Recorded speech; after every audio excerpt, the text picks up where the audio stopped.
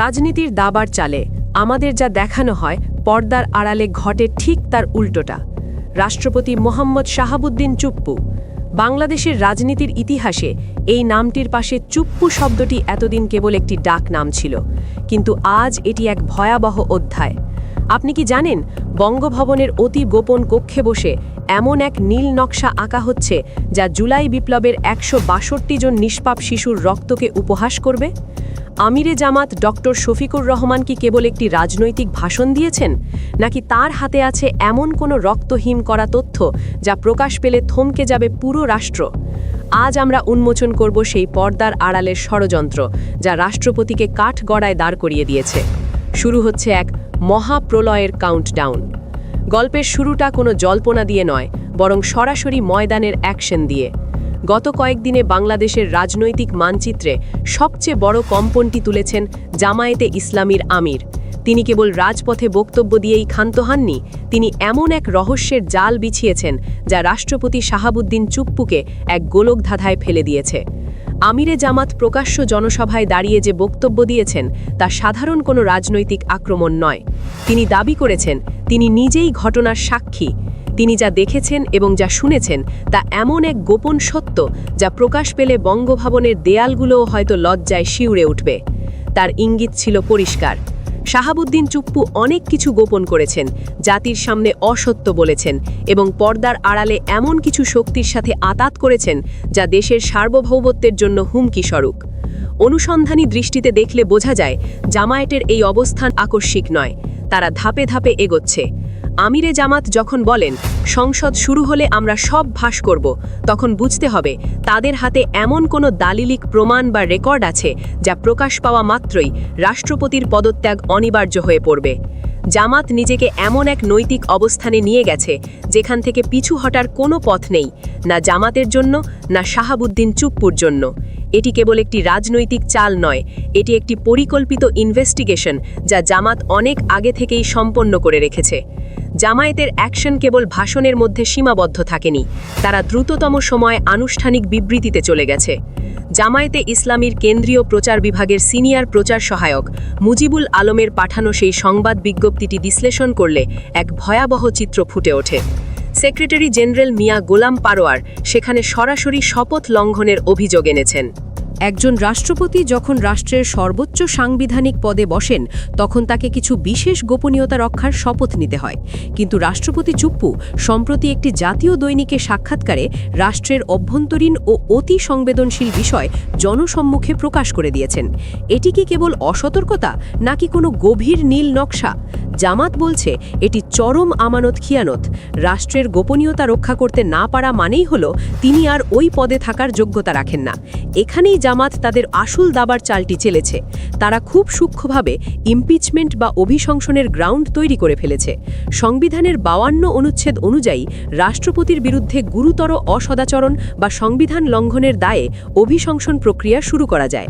জামাত এখন নৈতিকভাবে দায়বদ্ধ যে সংসদের প্রথম অধিবেশনেই তারা এই শপথ ভঙ্গের দায়ে রাষ্ট্রপতির বিরুদ্ধে বেসরকারি বিল উত্থাপন করবে।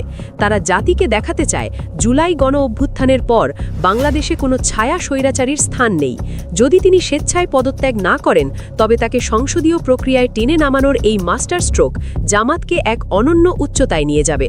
রাষ্ট্রপতি চুপ্পুর এই পদ আঁকড়ে ধরার পেছনে কি কোনো অদৃশ্য শক্তির সংকেত আছে? কেন তিনি 2028 সাল পর্যন্ত টিকে থাকতে মরিয়া? এই পর্দার আড়ালের ষড়যন্ত্র নিয়ে আরও গভীরে যাওয়ার আগে একটি বিশেষ ঘোষণা। বাংলাদেশের প্রতিটি সত্য এবং সাহসী ইনভেস্টিগেশন সবার আগে পেতে আমাদের channel news BD live subscribe করুন। আপনার একটি সাবস্ক্রিপশন আমাদের ক্ষমতাশালীদের মুখোশ উন্মোচন করতে সাহস যোগায়। এখন প্রশ্ন উঠতে পারে, কেন শাহাবুদ্দিন চুপ্পুকে সরানো এত জরুরি? এর পেছনে রয়েছে এক জটিল ভূ রাজনৈতিক সমীকরণ। আওয়ামী লীগ ক্ষমতাচ্যুত হওয়ার পর তাদের শেষ আশ্রয়স্থল হয়ে দাঁড়িয়েছে বঙ্গভবন। ডক্টর ইউনূস সরকারের প্রতিটি পদক্ষেপকে আইনি বা সাংবিধানিক মারপ্যাচে আটকে দেওয়ার জন্য চুপ্পু হলেন এক লিভিং টুল বা জীবন্ত হাতিয়ার।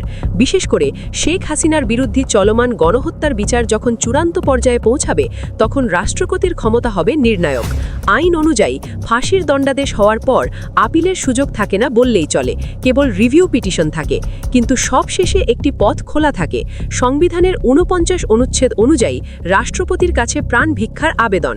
শাহাবুদ্দিন চুপ্পু যদি পদে থাকেন, তবে তিনি শেখ হাসিনাকে ক্ষমা করে দেবেন। এটাই হলো সেই মাস্টার মাইন্ড পরিকল্পনা। শেখ হাসিনাকে দেশে ফিরিয়ে আনা হবে, গ্রেফতার দেখানো হবে এবং বিচারের নামে একটি নাটক শেষে রাষ্ট্রপতির ক্ষমায় তাকে আবার রাজনীতিতে পুনর্বাসিত করা হবে। জামায়াত এই নীল নকশা ধরে ফেলেছে। তারা জানে চুপ্পুকে সরানো মানে হলো আওয়ামী লীগের পুনর্বাসনের শেষ দরজাটি চিরতরে বন্ধ করে দেওয়া। এটি কেবল একজন ব্যক্তিকে সরানো নয়, এটি মূলত দিল্লির প্রেসক্রিপশনে চলা একটি দীর্ঘমেয়াদী চক্রান্তকে ধূলিসাৎ করা। জামায়াত যদি এই ইমপিচমেন্ট সফল করতে পারে, তবে ইতিহাসে তারা হবে সেই দল যারা একজন অযোগ্য এবং শপথ ভঙ্গকারী রাষ্ট্রপতিকে জয় বাংলা করে দিয়েছে।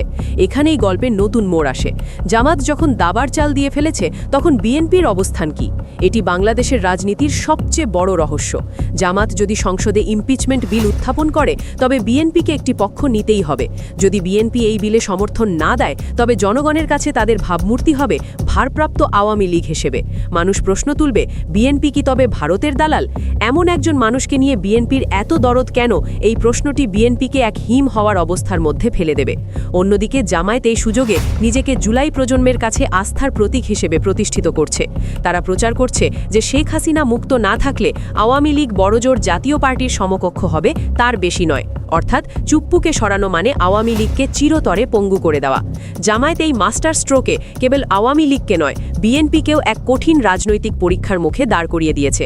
এই কৌশলটি যেমন ধারালো, তেমনি বুদ্ধিদীপ্ত, যা জামায়াতের জনপ্রিয়তাকে আকাশচুম্বী করে তুলছে। একটি অদ্ভুত বিষয় লক্ষ্য করেছেন কি? রাষ্ট্রপতি শাহাবুদ্দিন নিজের নাম থেকে চুপ্পু শব্দটি ছেঁটে ফেলতে চেয়েছেন। কেন? একজন মানুষের ডাকনাম তার শেকড়, তার পরিচয়।